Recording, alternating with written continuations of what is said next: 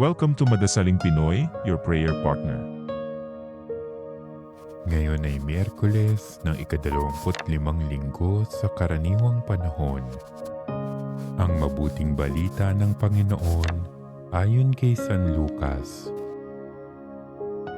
Noong panahong iyon, tinawag ni Jesus ang 12 at binigyan sila ng kakayahan at kapangyarihang magpalayas ng mga demonyo at magpagaling ng mga karamdaman.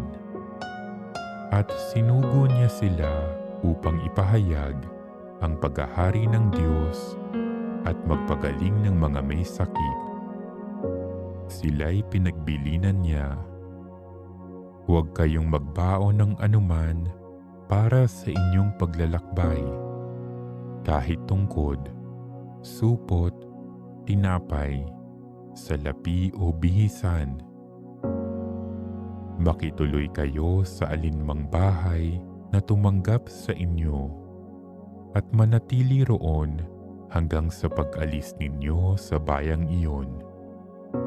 At sakaling hindi kayo tanggapin, umalis kayo roon at ipagpag ninyo ang alikabok ng inyong mga paa bilang babala sa kanila."